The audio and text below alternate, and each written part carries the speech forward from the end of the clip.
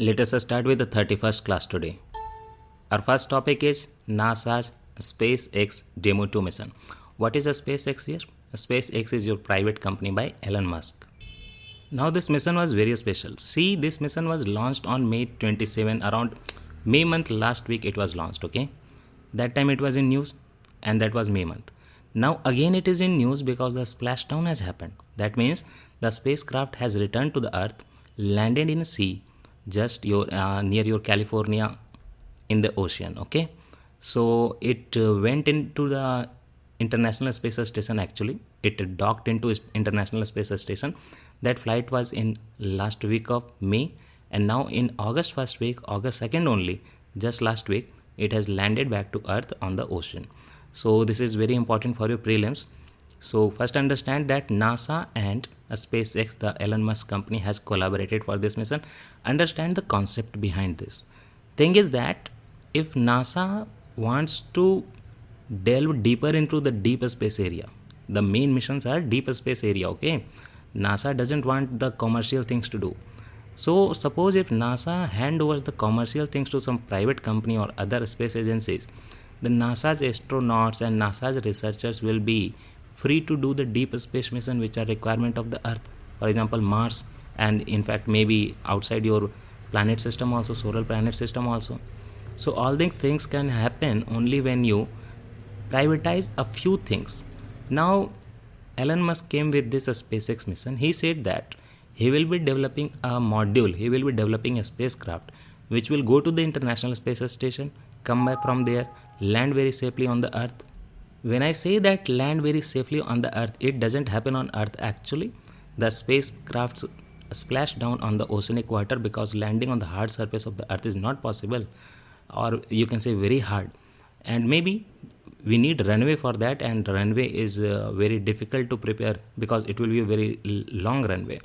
So generally a spacecraft come from the space, they cross through the experiment is known as a spacecraft re-entry experiment. Re-entry happens at around 3500 degrees Celsius, and in that moment for 6 minutes the spacecraft also loses any communication link with the earth. In that moment only the Kalpana Chawla and other astronauts died actually in the Apollo mission. So these things are not easy to develop. Elon Musk developed this spacecraft in the collaboration with NASA, and now NASA is benefiting because this spacecraft will be traveling, or you can say that shuttling between Earth and International Space Station. Now for International Space Station you need some supplies regularly.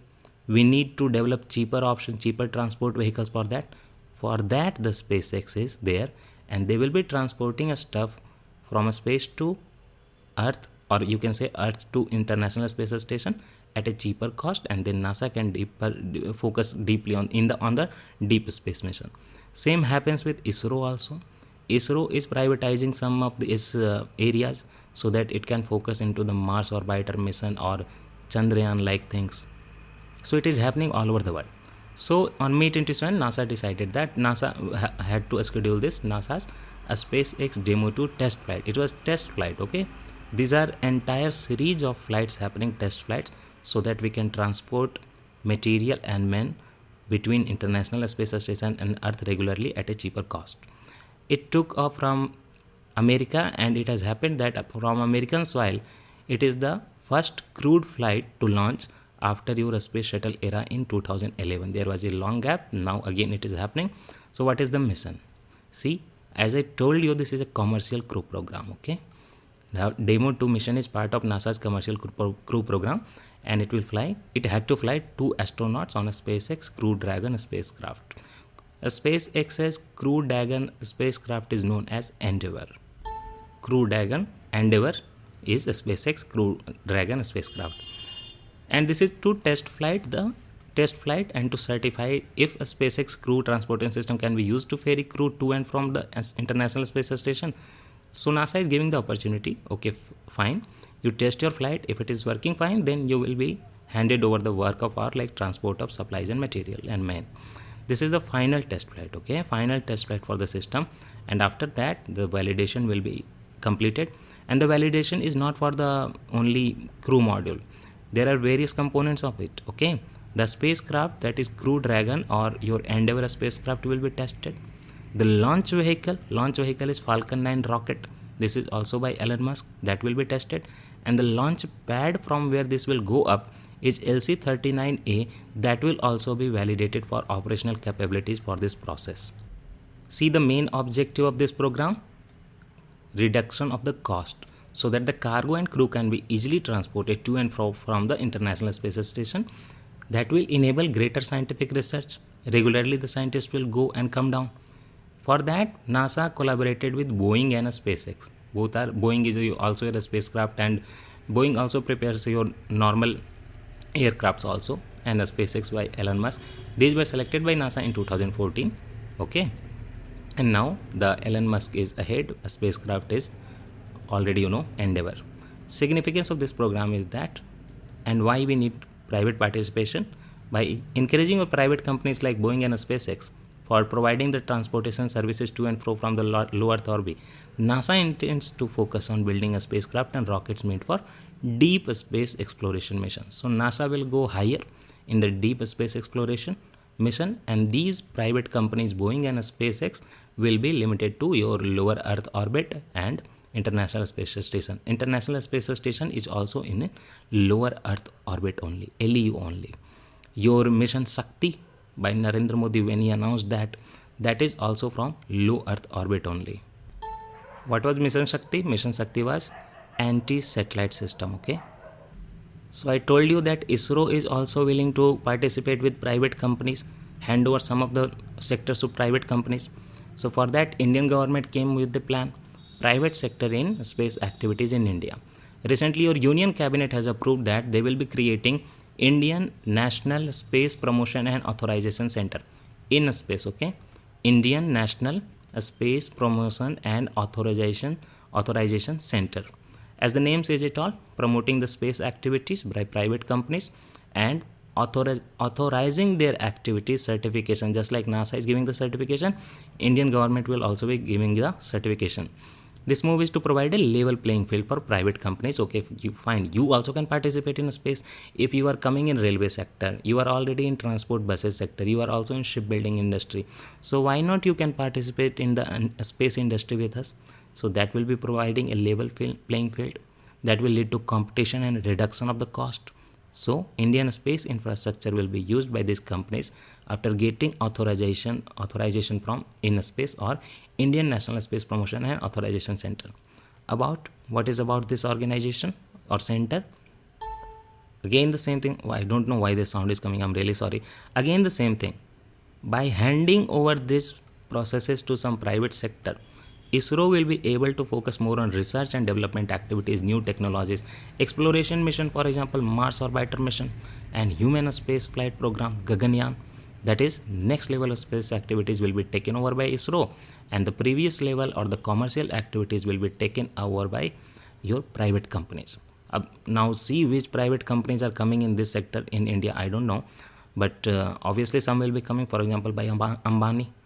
ISRO's mission are increasing India's attractiveness in satellite launching area due to its low cost and high efficiency. You should know that ISRO is well known for high success rate, okay, and also low cost. ISRO's missions are very low cost, and everywhere popularity of ISRO is so much that many countries, even United States companies, are not sending their satellites to NASA, but they are asking ISRO to send the satellites, because ISRO is sending their satellites in the space at a very low cost, and accuracy is also very high, failure rate is very low, and we have very high efficiency in space. Also, there is a fact that if you involve private sector, that will lead to competitive market-like condition, technological advancement, and also you can compete with the global players because they are providing opportunities to private companies, for example, US, NASA, and your Roscosmos in Russia, and your European Space Agency. All these are providing opportunities to private companies, so you also need to lead here and compete with the global players.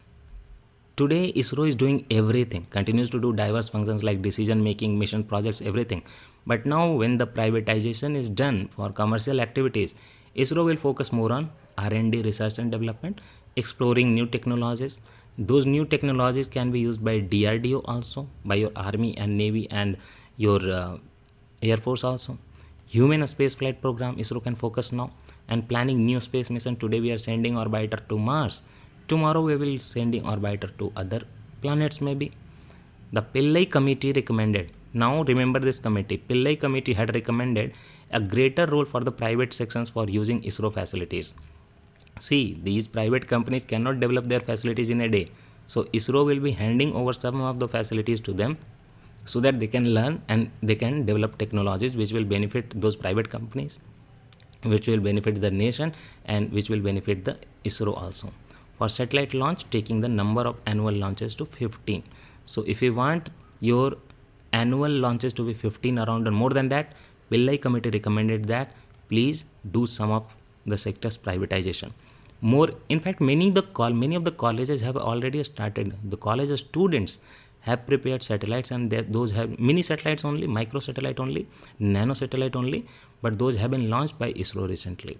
More engagement from private sector means more money for ISRO, because ISRO's commercial arm, Antariksh, that will be benefited. ISRO will get some money. ISRO will provide its facilities on lease. ISRO will gain some money. And they will do the basic work of space and research exploration. So are there no reforms needed by ISRO? Yes, ISRO also needs to reform. See, we are over reliant on our PSLV, GSLV technology, Polar Satellite Launch Vehicle and GSLV technology. But these technologies are for heavier satellites. Now the world is moving towards nano satellites. In that moment, in fact, ISRO is already doing very well in nano satellites. They have sometimes projected almost 100 satellites together. But these are for heavier satellites, okay? PSLV and GSLV, we rely on them. We need to develop such satellites which are suitable for nano satellites, and that is in developmental stage only. We need a holistic space policy in India which is not present. Need of a space legislation is needed in India, legal framework for a space, and everything is needed so that the private sector can participate, industries can participate, startups can participate, and we also need to monitor their performance and incubate them and facilitate their growth. But these facilities and these legislations and these policies are missing in India.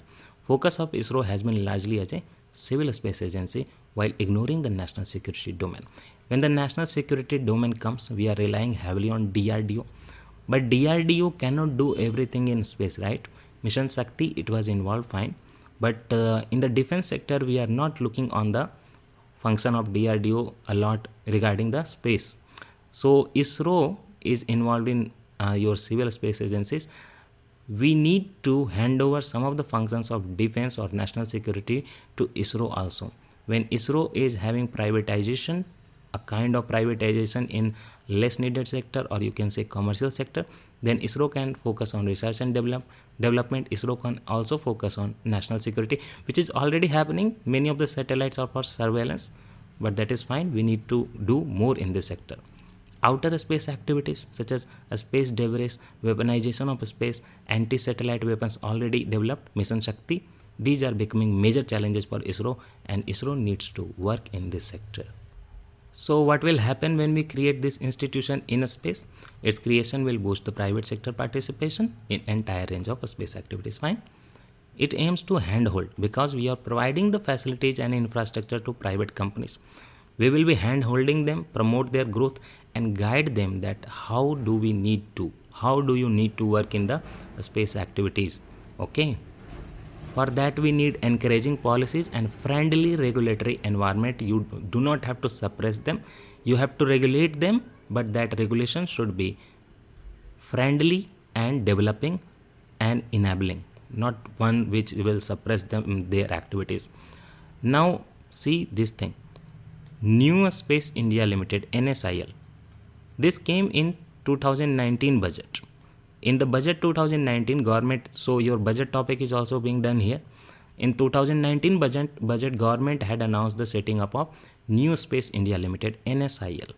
It is the second commercial arm of ISRO. What was the first? Antariksh. And this second commercial arm of the ISRO, or New Space India Limited, this will work under the administrative control of the Department of Space. Now, can you please comment and tell me who heads the Department of Space? Who is the minister actually? Very good question actually. So, who is heading the Department of Space? It aims to commercially exploit research and development work of ISRO, which New Space India Limited announced in the budget 2019 will be the second commercial arm of ISRO after Antariksh, and this will be situated under Department of Space in the Indian government, Union government.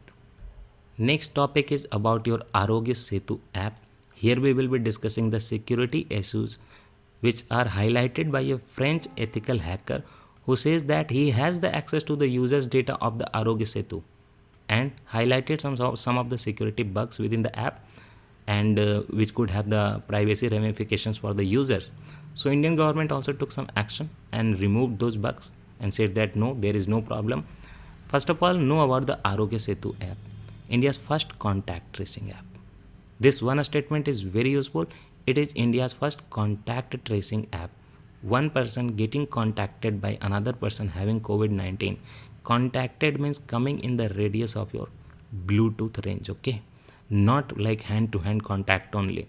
If you travel in the today's train, probably you will be having some red alert by this app. That doesn't mean that you are getting infected. That means that you are under the risk, and any person might have crossed around you who was having COVID-19 infection, and you might have crossed with someone who had crossed with someone who had COVID-19 infections. According to that, there are 3 color codes also. You should know those color codes. Normal one is green when you are fine. You are not at risk. Anyway, first contact tracing app of India is Arogya Setu. It was launched. App is meant for what? Continuous access to location information through GPS and Bluetooth combined technology. Bluetooth will be used to communicate between mobiles and mobiles, and your GPS will be using your location from the space. It will alert people. It does alert actually to follow social distancing protocols. It will also do some assessment, because you can take a quiz there and say that how you are feeling. And a person feeling unhealthy and having contact with someone getting infected, then it turns gray, and that is a very risky situation. Okay, and also once you go in a place where you see that so many people are infected according to your radius, obviously you will avoid that COVID-19 hotspot. Very useful app actually, and government is saying repeatedly that please install this app. Legally not, it is like you, if you don't install the app, you will be getting losing your citizenship or something, but government is telling this repeatedly. Yeah, for some travel, for example air travel and train travel also, this is being made mandatory, and for some of the examination and interviews also, some of the government have said that Arogya Setu app is mandatory. Some of the government offices are also saying that Arogya Setu app is mandatory, but still a huge population of India is not installing this app. And after installation also, you need to switch on your Bluetooth 24/7. So many of the people are not doing that. Arogya Setu app is based on the idea of technological solutionism. What is that? A technology which will providing an impartial solution to complex social problem. So this is technological solutionism, Arogya Setu app. Also India's first contact tracing app. What are the advantages of Arogya Setu app? It is becoming very popular by the government. See, through this app individual as well as authorities can be informed in case they have crossed paths with, as I told you already, someone who had tested positive, or someone who had crossed path with another person who had tested positive. Also then it alerts you that you might get infected, you are at a risk, so that the further spread of the virus can be prevented. Now because your economy is opening up, unlock 3 is happening from August 1st already till the month of August last. Normal life is resuming. This app becomes very useful because outbreak can happen. You might cross path with a lot of people who are having the COVID-19 infection. So after using this app, a little bit prevention of community transmission can happen. This app assumes more significance as of now. There is no vaccine for COVID-19. You should remember that as vaccine is not available, then the prevention is the only solution. And in that era, your Arogya Setu app is very useful. In fact, I request you all, if you haven't installed this app, please install and switch on your Bluetooth. I had been traveling between Allahabad and Delhi and realized that I crossed path with some of the people who were infected. It alerted me and I actually avoided those places again. The app will also serve as e-passes. At some places, e-pass health certificate, because you can show that see, your condition is fine from last few days. So this is necessary for workers to commute. Okay, when you are traveling through air or trains, it is mandatory. It is fine that some of the spacecraft and airports are not checking it, in fact Delhi airport also, but yeah, mandatory is there. And e-pass could be the key for starting the engine of growth. As your economy is opening up, Arogya Setu app can be used, and e-pass as a certification that see this person is not having any infection or no risk, so economies can open, that person can travel. Also the app will be very useful for services based on gig economy. Amazon gig economy is what? When you are working on a platform, online platform, for example Zomato, Swiggy, Amazon, so that platform is not owned by the person, but that person works over there. Also your Ola and Uber are gig economy or platform workers.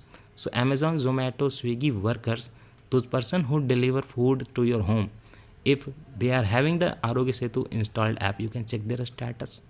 Okay, so for that it will be very useful, and thereby may provide much needed employment prospects in urban centers, because people free from COVID-19 shown by the app, they will get greater opportunity to work, because okay fine, this person is not infected, it is very safe to get food from that delivery person. But now the French ethical hacker has highlighted that there are some privacy issues with the app. This app does not provide any concrete assurance from the center. Center is not providing any assurance that centralized data would not be used for other purposes. Okay, for other purposes that might be used, government is not saying anything. Your data sharing, for example, I shared my data, only then I can see the data of the other people who crossed my path. Your data sharing and knowledge sharing protocol for the Arogya Setu is prone to misuse, considering that India still does not have the data protection law. Data protection law is not enacted yet, so this is a very risky situation. Fear of privacy regarding Arogya Setu has exacerbated due to pertaining to Aadhaar, because in Aadhaar so many questions were raised. So now for Arogya Setu also the questions are being raised. Though it is another thing that Indian people are ready to share their all information online on YouTube, Gmail and everything, all contacts, all phone numbers, all photos, but they are fearing the government. The another side of the coin is that people say that with private companies they feel safe because they do not have any political agendas. With government companies they feel unsafe because government can misuse it, convert it into somehow the election favor somehow. Technologies such as real-time big data analytics hold immense potential, furthering the needs of surveillance state. Okay, government having so much data, big data and everything analysis, this can lead to surveillance state where a state will have an eye on you even if you don't want. Also, Indian government came with a policy on adoption of open source software for Government of India. It was launched in 2014. That meant anybody interested can delve deep into the app, understand it, provide a feedback, provide some security issues, they can highlight them and understand the algorithm behind the app. But this app Arogya Setu is not an open source software. Okay, so it becomes against government's policy of open source software that came in 2014.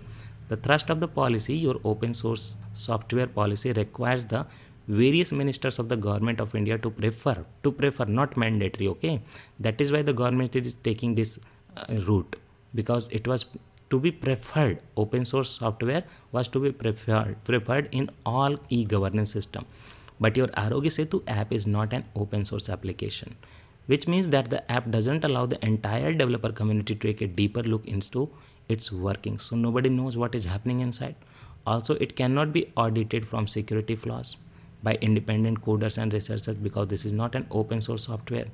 This leads to experts questioning the hidden surveillance motive inside this app. Now comes the matter of privacy. By your Puttaswamy case 2017, you note that right to privacy is a fundamental right. Supreme Court in Puttaswamy case 2017 said that right to privacy is a fundamental right. But now see, the government has issued guidelines to the employers to ensure that all their employees must mandatorily install this app. So this is in conflict with the right to privacy because they have to share everything, their health condition, their location, okay, their crossing path with anybody having infected. So this becomes a case against right to privacy. The court has to decide that. Obviously the court will give decision in favor of government only. This is a pandemic, but yeah, the questions are raised. Court in the Puttaswamy case 2017 has also said one thing which is very important for your politics section of UPSC prelims. Court had said that okay, fine, you can put a restriction on right to privacy, but but for putting a restriction on right to privacy, that can be done only by procedure established by law. So if you are putting a restriction on right to privacy under the fundamental right, you have to enact a law for that, or you have to use a law for that. However, for your Arogya Setu, this there is no act passed by the parliament which authorizes making this app mandatory. So there is no previous law which authorizes this app mandatory. See here, they made it mandatory for the employees, okay? They must install the app, but they do not have any legislation behind that. So now this becomes a case in conflict with your Puttaswamy case guidelines 2017, which says that if you are putting a restriction on privacy, you must have a law behind that, but that is not happening. Former Supreme Court Judge B.N. Sri Krishna held the drive to make people use the app was utterly illegal. B.N. Sri Krishna opinion is that this is illegal because you have no law behind this act to support this app. This marks a dramatic shift from a model of encouragement and trust to one of coercion and compulsion, that we are forcing you, we are not encouraging you. That's another thing, that even after coercion and compulsion, not many people are installing this app. You can check, have you switched on your Arogya Setu app Bluetooth? That's up to you. Also, in a way, you can say that this app is discriminatory. How come? How come this app is discriminatory? In an area where everyone is having a smartphone, having the Bluetooth, they will get the notification of the health concern and everything, the risk and everything. But suppose an area which is low income area, there is no mobile network, non-smartphone users are present there which are using the basic mobiles, they will not get these updates. So this is discriminatory in nature. They should have made something which would have been in hand of everyone, maybe a device which is having the Bluetooth data only, the GPS data only, but this is not possible. So this is kind of differentiation and discrimination. Vulnerable sections like your migrant workers cannot afford the smartphone and the internet all the time. Our next topic is blockchain bill of rights. When I told you about the cryptocurrency, I told you that the technology behind cryptocurrency is your ledger technology, blockchain technology. This functions in block, and in every transaction one more block is added. I explained this very beautifully in one lecture, I think, completely. So that is fine. We will not try to understand blockchain now. But the World Economic Forum is saying that with the emerging new technologies, the fourth industrial revolution and everything, we are relying on blockchain. So for blockchain also we need to set some minimum standards of rights, that is blockchain bill of rights. It has come by World Economic Forum, Global Blockchain Council, and that council has launched what? Presidio principles, that is the foundational value for a decentralized future, which is also called as blockchain bill of rights. Blockchain, you already know, is decentralized, distributed and public digital ledger. Blockchain is a new type of network infrastructure, a way to organize how information and value move around the internet. So this thing, blockchain bill of right, will create trust in network by introducing distributed verifiability, auditability and consensus. Let us do it with the website only. To help individuals and companies build trust and preserve fundamental values of blockchain technology, your WEF or World Economic Forum has come with its Global Blockchain Council has developed the Presidio principles or foundational values for decentralized future. This was co-designed at the World Economic Forum's office in the Presidio of San Francisco. That is why it is called Presidio Principles. Presidio of San Francisco is a place where World Economic Forum's one office is present, otherwise the main office is in Switzerland. That is why this Presidio Principles is that is why this is named as Presidio Principles, and this is Bill of Rights for Blockchain.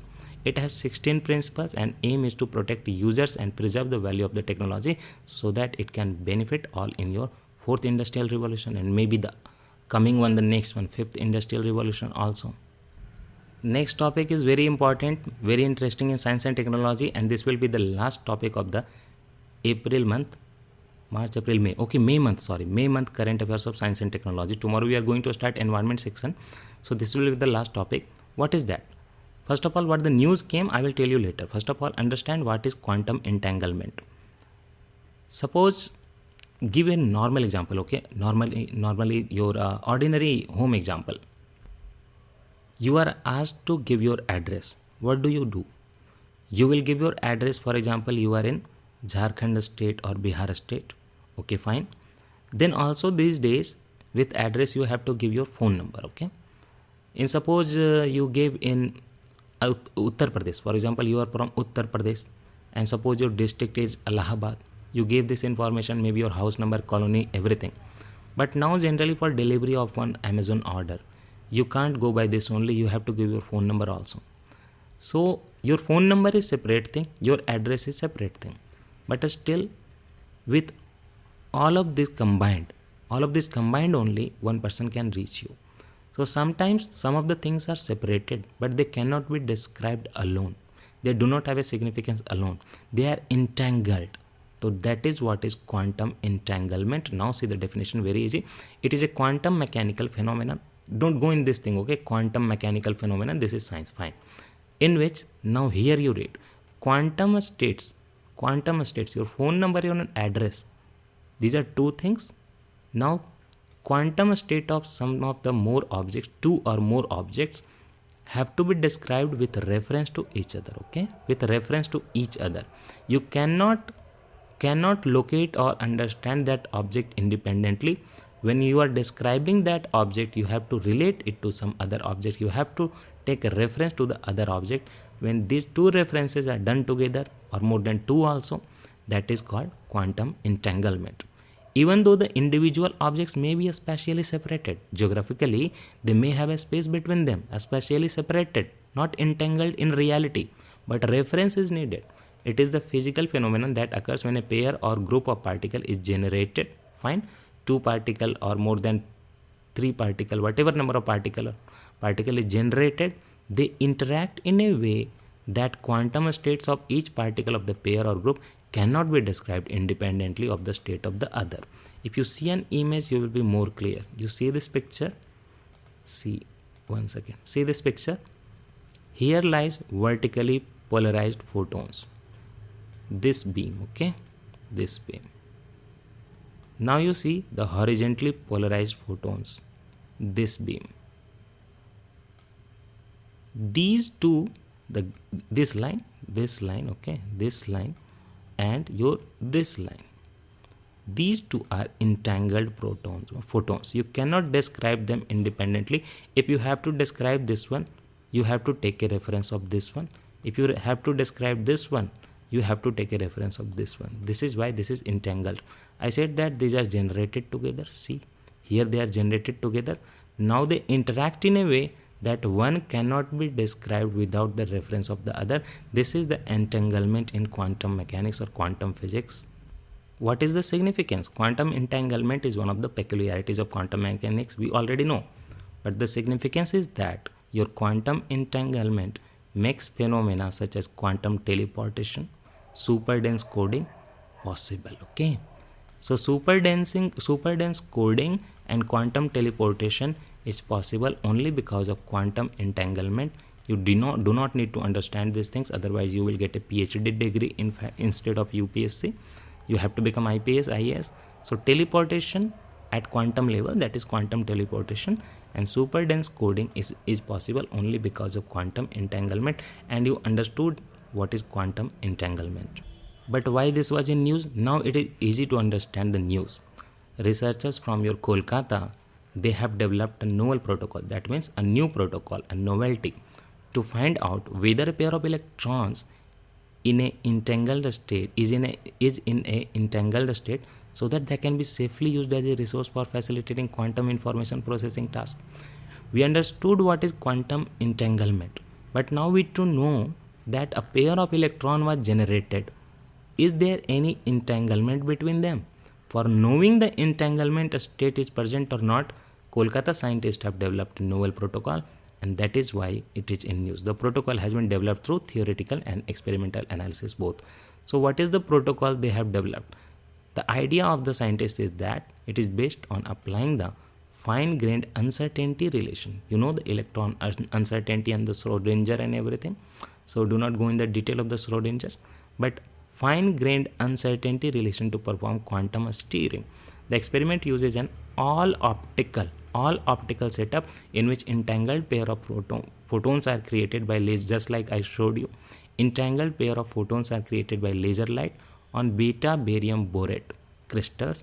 Then a non-linear optical crystal, this beta barium borate is non-linear optical crystal, and this will be used as laser crystal, as I already showed you in the image. See the laser beam, the crystal, and here the photon will go from, and then we can know if the electrons are entangled or not. That is the technology. And with this we end the May month current affairs of science and technology. Tomorrow we will be starting your March, April and May month environment section. That's all for today. Thank you.